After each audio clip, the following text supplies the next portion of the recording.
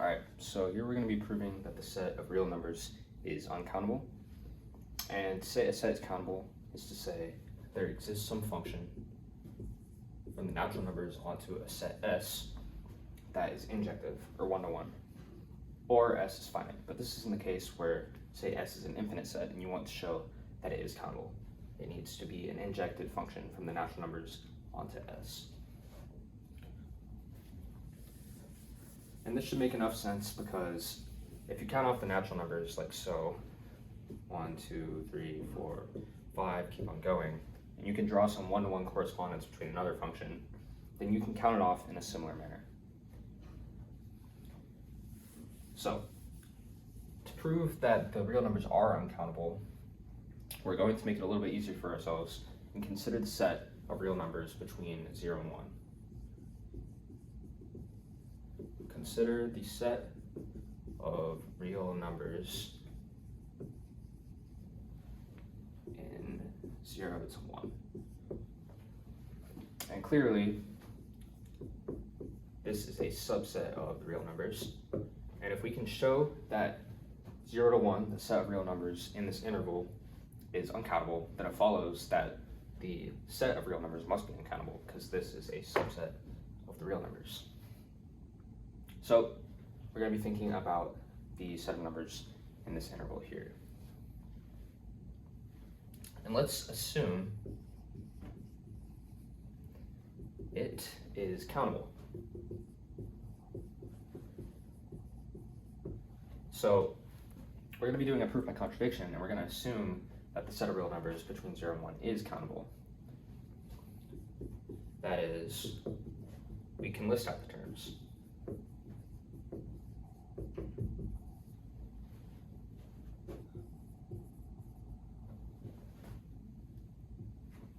So since we're assuming it's countable, we can list out the terms, and we're going to do so in the form of decimal expansion.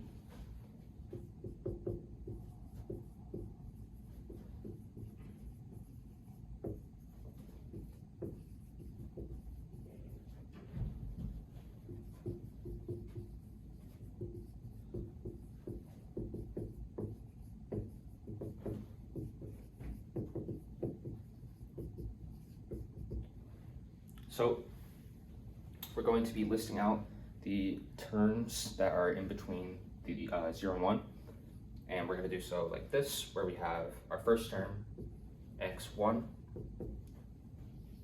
as 0.a1, 1 for the first decimal place, 1, 2, 1, 3, and so on. x2, we're going to have 0.a2, 1, a2, 2, a2, 3, and so on. x3 as 0.a3, 1, a3, 2, a3, 3, a3, 4, and so on. And basically what we're doing here is we have these two numbers indexing each of the decimal places, where the first number tells us which of the terms it is, and the second number tells us which decimal place it is in that number. So as you can see here, the first term for x1 is 1, 1, but for x2 it's 2, 1, and the same pattern follows for all the decimal places.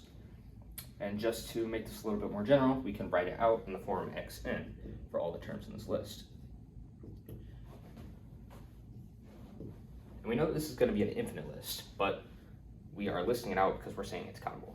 So any of the terms in the interval from 0 to 1 here are going to be represented as 0.an, 1, an, 2, an, 3, and so on. And you can see the pattern here.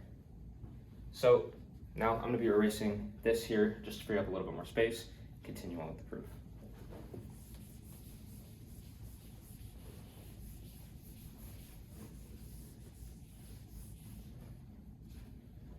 Now,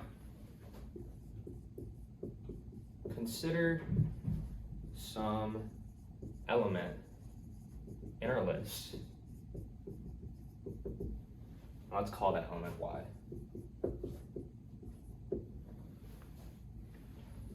Our set can be called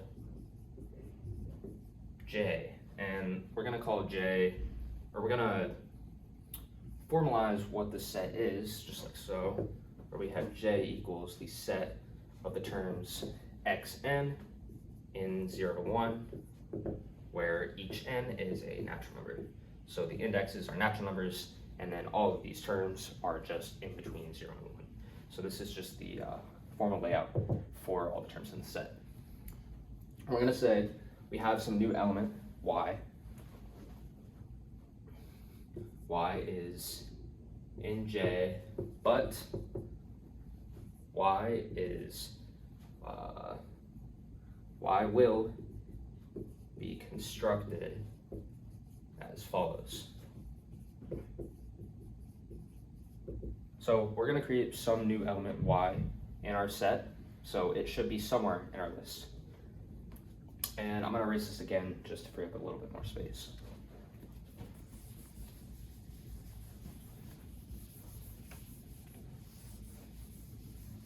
So to create this y, we're first going to show the decimal expansion for y, which is 0.b1, b2, b3, b4, b5, and so on. And each of these b1, b2, b3, each of the decimal places here will be made like so, where we have bn is 3 if a and n is not equal to 3, and 4 if a and n is equal to 3. Basically what this means is, let's consider, say, b1. In the case b1, we have n equals 1. And we have this here telling us if a and n equals 3 or not equals 3, and it tells us which of the numbers we'll have for bn. So we have b1, n equals 1. We look for a 1, 1, a and n at a 1, 1, right? So we have a 1, 1 here. Let's say that it's 3. And if a 1, 1 is equal to 3, then b1 is equal to 4. So that would be 4. And then we'll do the same thing for b2, where we look at this term here. We look at b22. b22, let's say that it is 3. Or let's say that's not 3. Let's say that's 5. Then, a22 is equal to 5. Then b2, since a and n is not equal to 3, we will have that bn is equal to 3. And we do this for all the terms where both of the indexes are the same. a11, a22, a33, a and n for any n. And as you can see, we create this new element y that's in the set, but differs from each of these terms at one place. Because if it's 3, then we have a different number. If it's not 3, then we have 3. And this changes this rule follows for each of these terms in this diagonal pattern here. Where we have a11, a22, a33. We go back to the mapping and we create some new element that's different than all the elements in the set.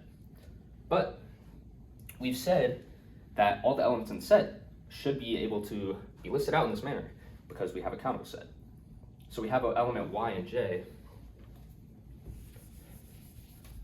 We have some y that's in j, but y is not equal to any of the xn's.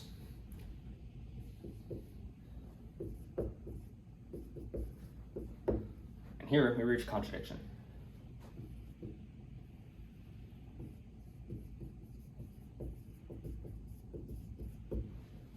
Y is in j, but y is not equal to any of the xn's. So now we have shown that the set of numbers in the interval 0 to 1 is uncountable, and as follows, the real numbers are uncountable. And we have done so by contradiction. So, yeah.